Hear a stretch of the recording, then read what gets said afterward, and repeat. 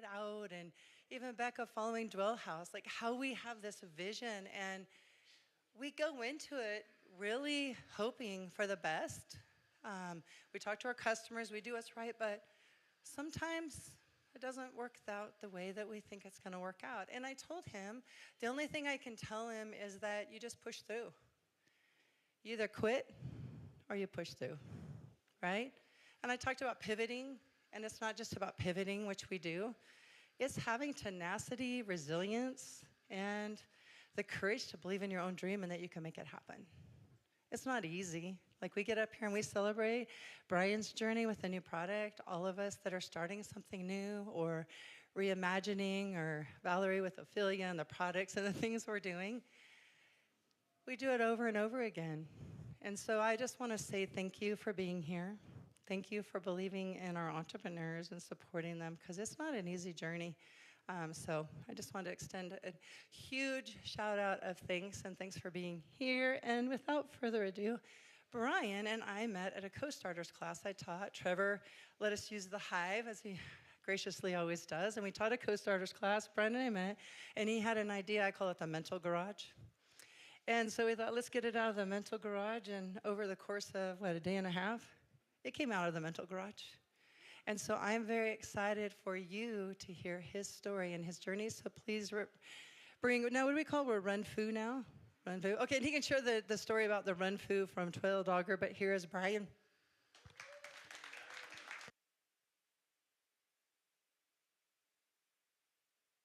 Test. Definitely nervous to be up here. I think the last time I used a microphone, I was giving a presentation in school for a business class. The job was to analyze a strip mall, and I got up and said we were analyzing strippers. That did not go well. It was like a conservative Christian school, so hopefully don't go there this morning. Before I begin, though, I do, kind of on the note that Kim was talking about, want to thank her. I don't even know if I can call myself an entrepreneur, but I've always had the desire. I've wanted to, and it's been terrifying, confusing. It's just really hard. And so Kim is a force of nature and got me going again. And so I really appreciate it. Thank you. And then also want to thank my wife. She supported me. It's honestly I haven't even gotten anywhere, but it's felt like it's so long. It's like 2 years I've been talking about this. And she supported me all along, probably against her better judgment, but here I am. So, and that's me too. So I'm also a husband, father. I'm a business banker for my day job. My boss doesn't know I'm here, so Shelly, wherever you are, let's not mention that. Don't say anything. All right, so I love to run, and we got this dog. It was actually for our son, and he loves to run too. And so we're like, we'll go for runs. But it didn't really work out. So I'm wondering if there's anybody else that has found this to be a problem. It's something that should be so enjoyable. We should just be able to do it. But it's actually really hard. He's a good dog. As you can see, but he's got a lot of energy, and he takes off, so he has no recall. So the options that you have, basically to run with your dog, you hold a leash, which sort of works, but if you're a runner, it's not really all that comfortable. Or you can use, the other product out there is a bungee leash, so basically it gives you some play in the leash, but you end up tripping over it. So let's see. Well, all right, I've lost my place in my presentation already, but so I was like, there's got to be a better way, right? And so I went on, this is the Amazon era, there's got to be something out there for this. And there are these harnesses that have leashes on, but they're not built for running. It's really for people that want to walk their dog, or their dog is, out and about, and you just are able to grab your dog. I went and bought that thing, and he saw deer and busted the thing, and he's gone. So that's basically what I'm trying to do, is find a way to make it enjoyable to run together. So Yeah, like I said, off leash doesn't work with him. That's always been my dream. Was like you see people out on the trail and their dog is just right by their side, and it's like, oh man, like that's it. That's what I want. Unfortunately, it's probably my fault. You know, I'm not a dog trainer, and so I've never been able to train him to do that. So this is like, I wish he was standing up, but this is basically to mimic that feeling, right? So this there's a retractable piece on the harness. You know, it keeps tension on the leash so you don't trip over it. And then, yeah, this isn't perfect, but it would be short enough that if you needed to get control of him, you just grab the top of the harness and, you know, let the other dogs go by or let the deer go by, whatever it may be.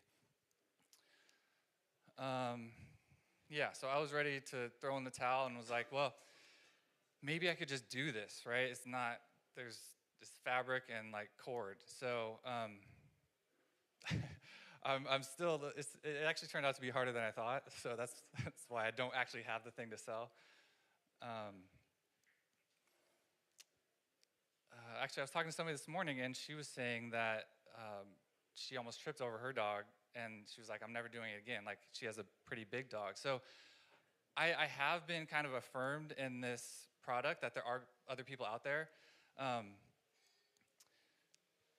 Yeah, I'm way out of my presentation here.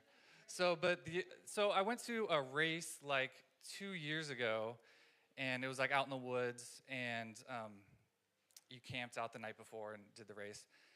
And I noticed, like I had already kind of been thinking about this, like all these runners had dogs with them.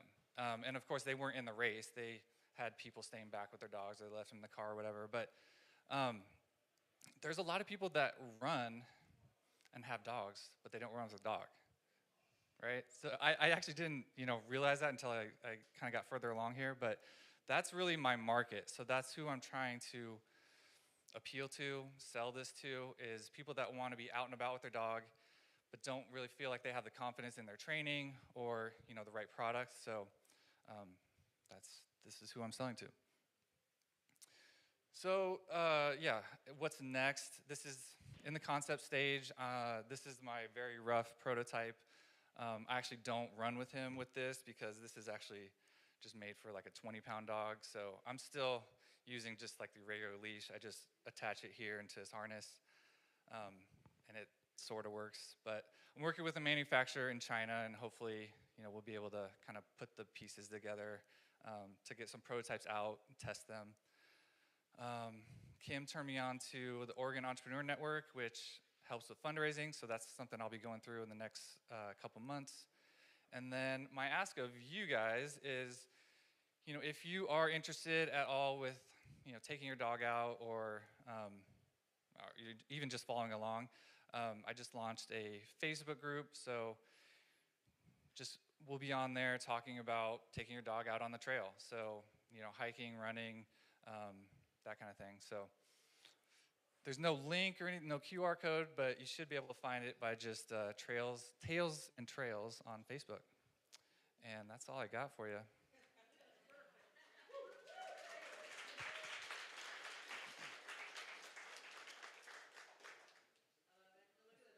I know, he's over it.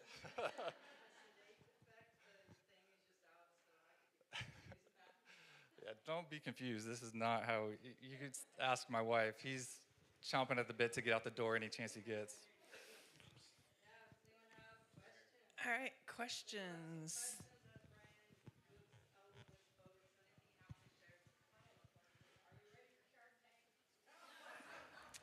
Yeah, I would love to be on Shark Tank. I need something to sell first. But yeah, eventually, yeah. I mean, I think it's a great way to get exposure, for sure. Have you tried getting tailsandtrails.com? Have you tried looking up a domain?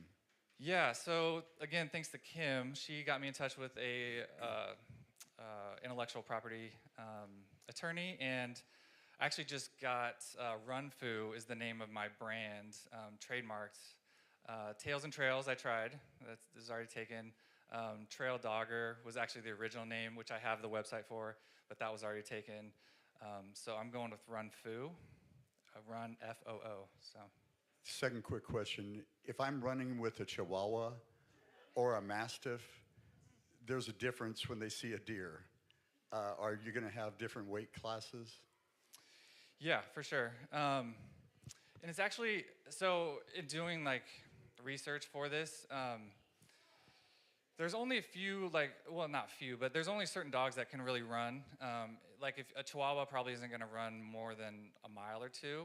So this is going to be designed for kind of a little bit more of a sturdy dog.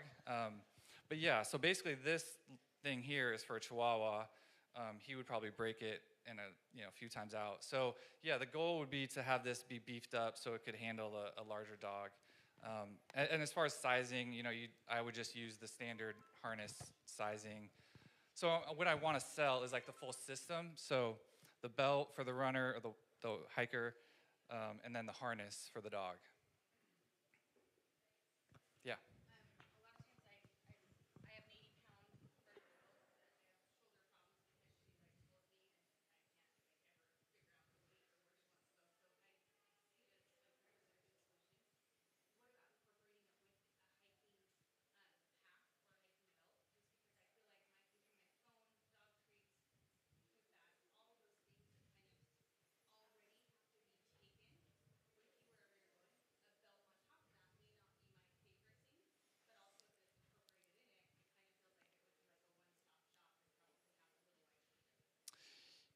Totally.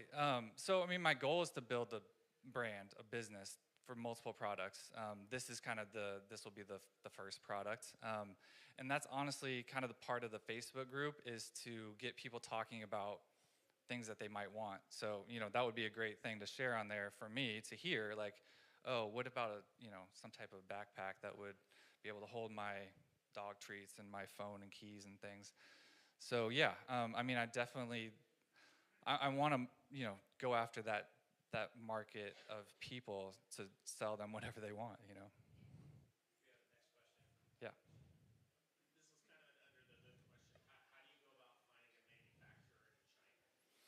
Sheer luck. So just talking about it, I mentioned it to a guy. He mentioned it to another guy. I talked to that guy on the phone. He was like, "Oh, I know somebody. It's an American. He's basically a broker over in China." He's like, he'd be interested. And so just had a few conversations with him, and he needs drawings, and so I'm in the process of getting some more detailed drawings to show him exactly what I want. But it was just luck, honestly.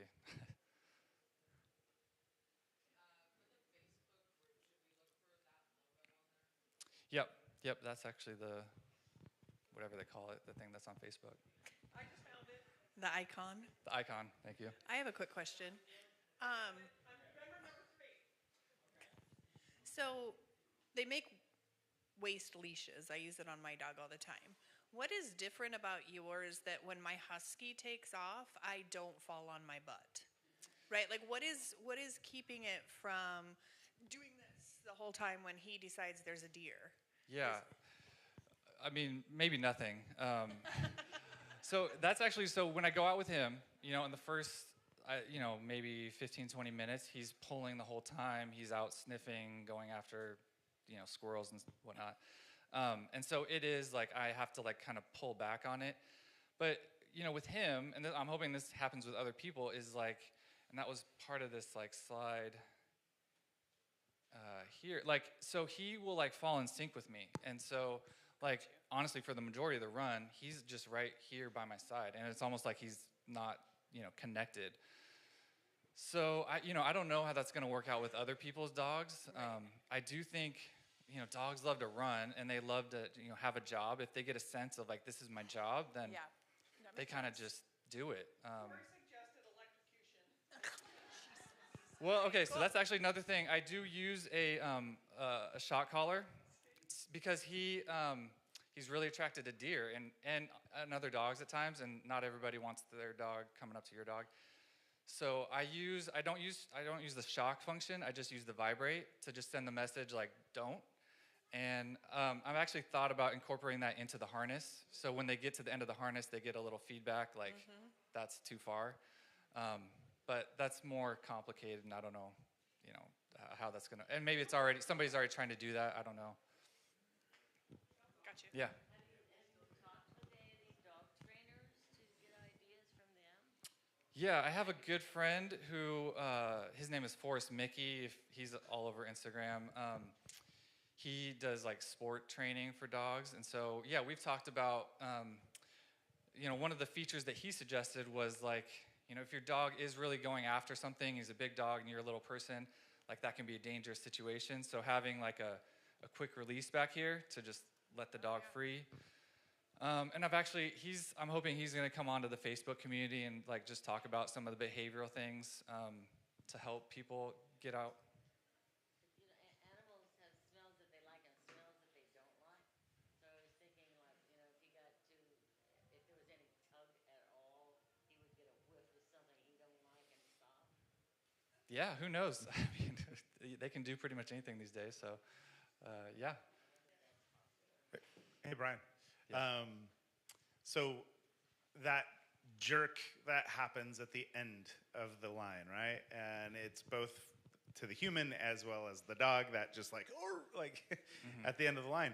I've often wondered about the idea of having progressive tension. So as the dog gets further away, it gets tighter and tighter and tighter, like more tension, right?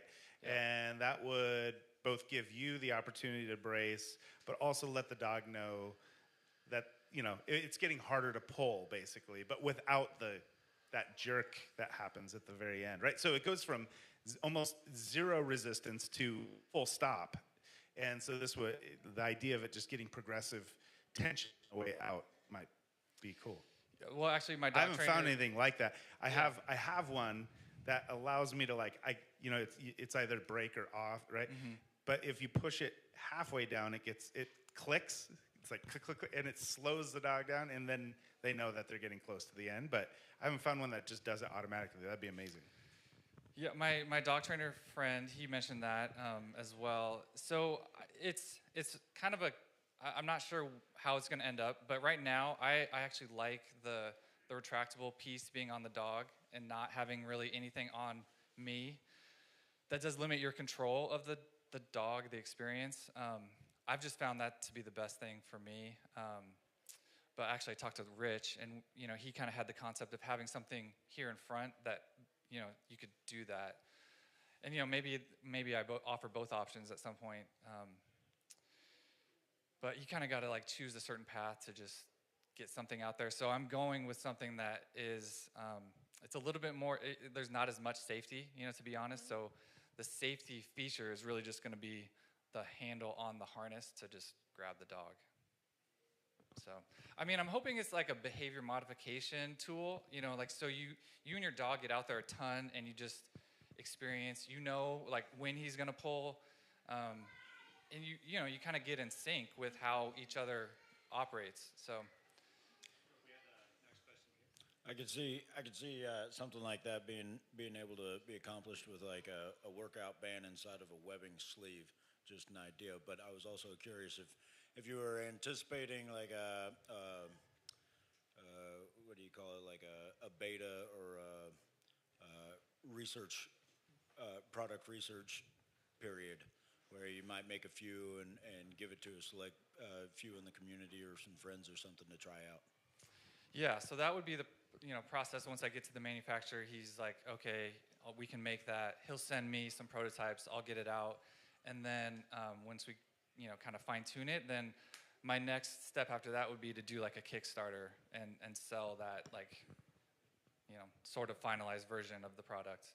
But yeah, I think this is this is like super rough, and it's not. I wouldn't want to give this out to anybody because there's all sorts of problems with it.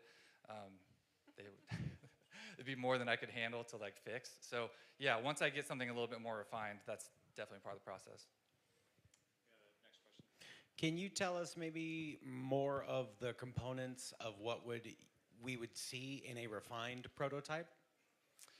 Yeah, so I've got a little pocket here. So the runner's belt, I'd want something that works for runners.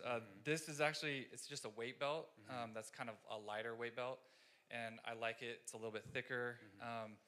Something with lights on it. So if you're running in the dark, or maybe just like some reflectors. And then on the harness, like this harness is I don't like it. I want something that's easy to get on and off. Right. The retractable piece would detach, so it would be on rails. You'd slide it in, it'd lock Yeah. in place, and then you could take it off. I I have a little German Shepherd mix who's like 45 pounds, and she loves to run too. And I see there that you've got it, what looks like, and this is maybe just the way that I'm looking at it, it looks like just a bungee cord.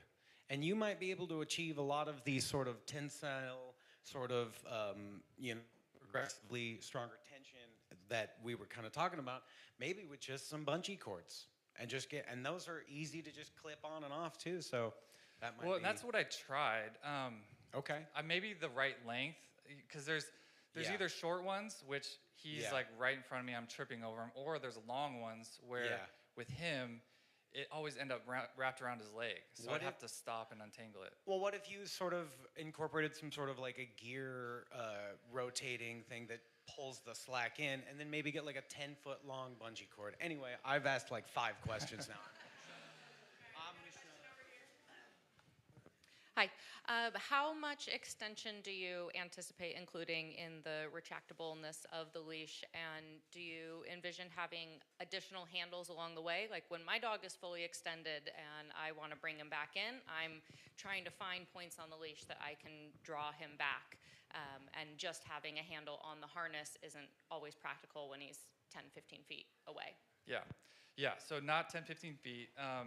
It would be something to where you can get this far. So he can get out in front of me, but he's really like a step to being, I can grab him. And the harness that I use has like a raised handle, and it's got a plastic, it's kind of reinforced. So, this one isn't that easy to grab. So something that's just big and easy to grab.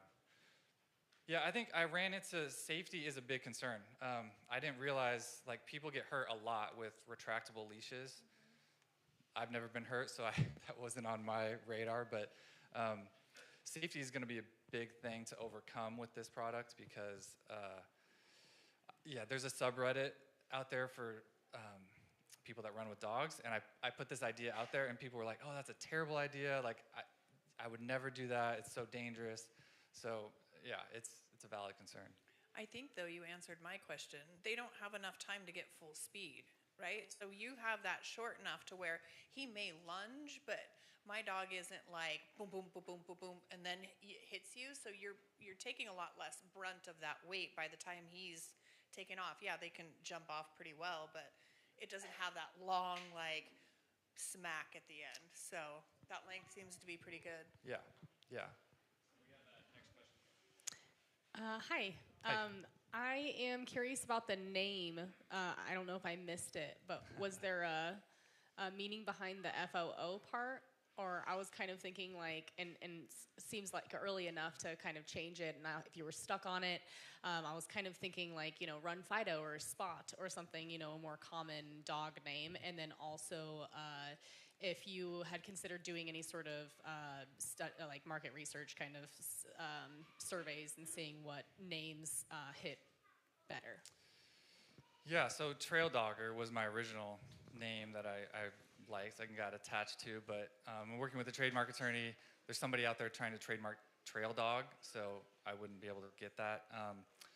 So I was just kind of Googling. Fu is like the name of those like Chinese like lion dog statues, and it means like good fortune or something. So I was like, that works. I'm not too hung up on the name now because it's like, I feel like so much of the branding is going to be, like the visuals, how well I make the product. So the name, I'm starting to like it now, but yeah, I wasn't like, I went through a bunch of different names, and this was like the only one that, because you have to find something that's unique in the space. So like in the pet world, there's a lot of names already out there. So it's unique enough. So I just heard from the guy last night, like he submitted it, and so that's what I'm going with for now. Hi. So my background, I was a dog trainer for a long time. My mom's been a dog trainer for like 30 years. A couple things like that I see. So a lot of times with harnesses on big dogs, just in general, you're putting something right across the strongest part of their body. So when they pull, it's going to be even harder. a lot of times with those harnesses, they have the piece in front, and that's meant to turn the dog as they pull against it. So marketing something like that where the piece actually comes from the front and turns the dog as they pull against it is a really good idea. And then, once you have your prototypes, getting with a group of dog trainers, I think would be a good suggestion. And I know that we have groups that do trail runs with dogs around. So getting their feedback once you do have the prototype, I think would be a good idea. Yeah, I mean, right now this is really just works for me, so it may be like doesn't work for anybody else. So I'm planning on iterating. So yeah, point taken for sure. I think one of the things you can look at is they actually have. Oh, Brian, right here. I don't know who's talking.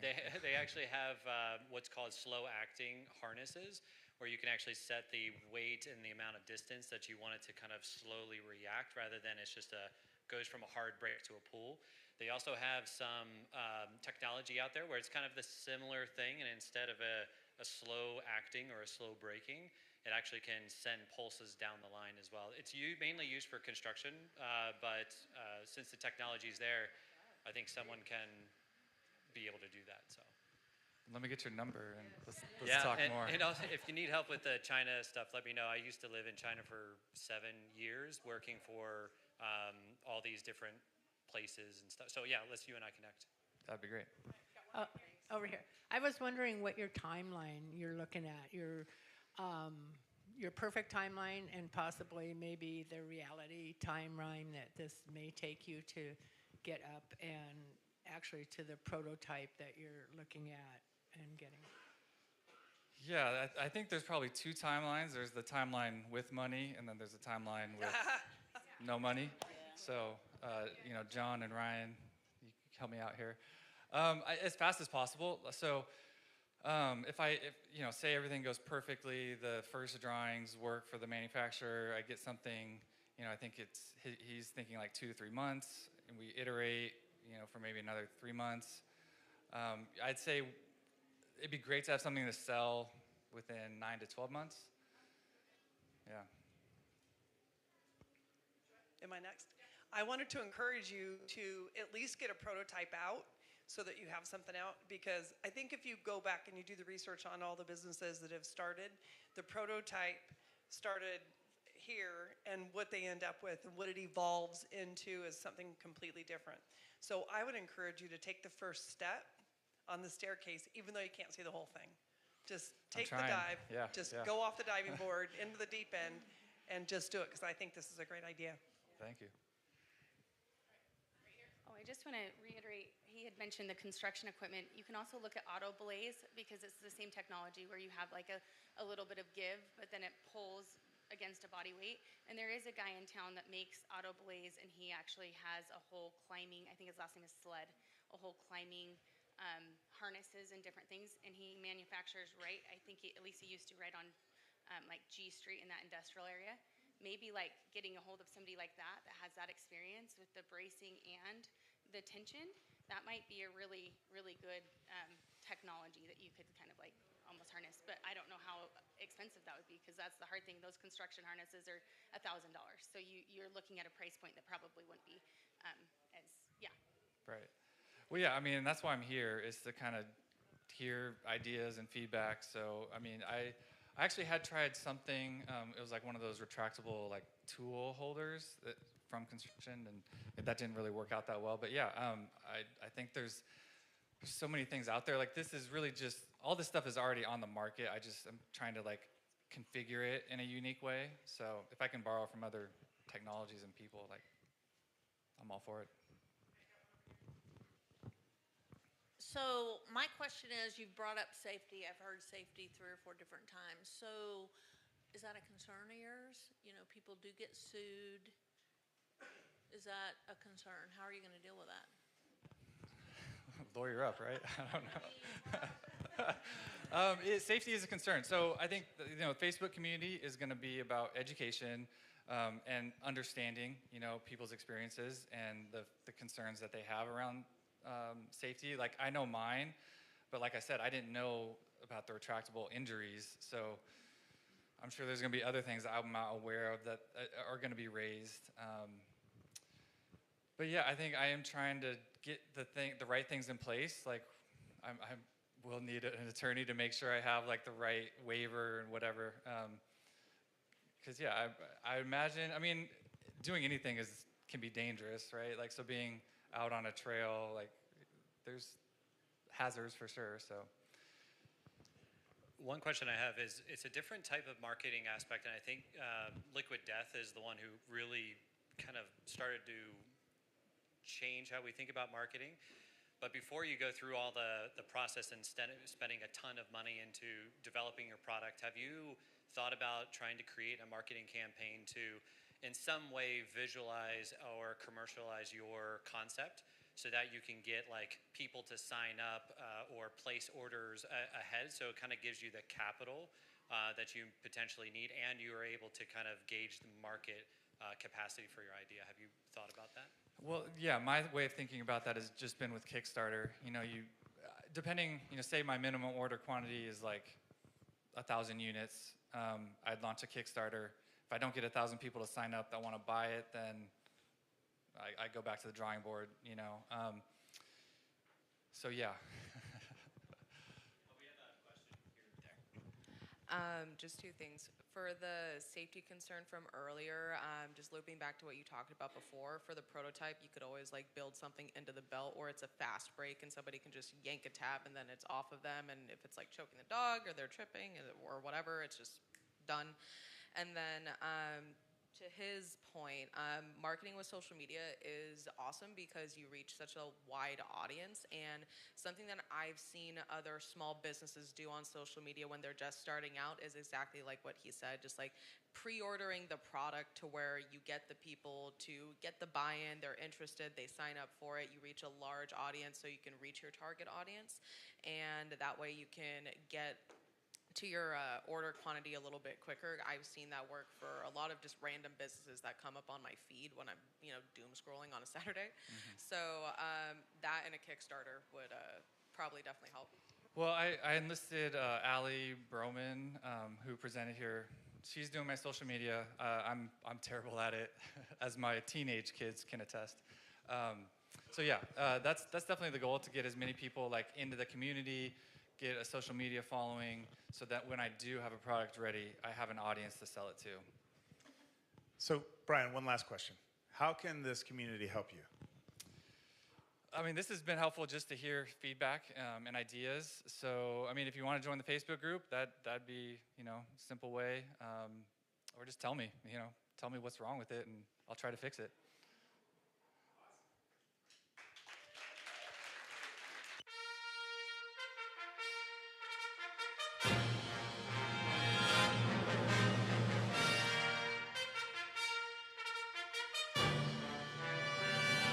I guess I need an extra one. Yeah, that has dog treats in it. Yeah, little dog treat pouches.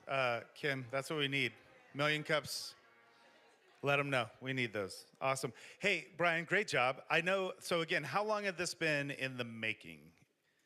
I've been talking about it for probably 2.5 years. Talking about it for 2.5 years. When did you actually start to do something about it other than just talk about it? It's been like a slow rolling, but Kim gave me that kick in the butt I needed. Kim gave you the kick in the butt. Yeah, she does. She tends to do that. She does that. How long ago was that? That was in January, like first weekend in January. January. Okay.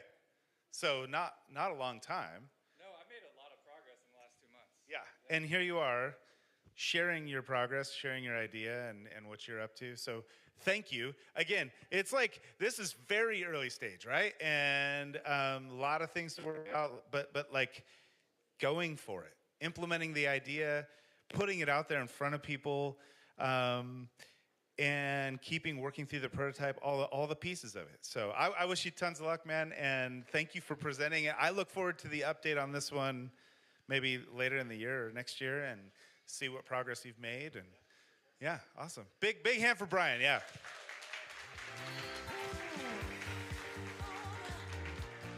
And a big hand for all of you. Thank you all again, for being here. It's so awesome to see all these people and to see you guys coming each and every week.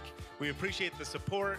And if you were here this morning for greeters, thanks for sticking around and hanging out and checking out what we're doing here at 1 Million Cups. So any other announcements? Nope? Okay.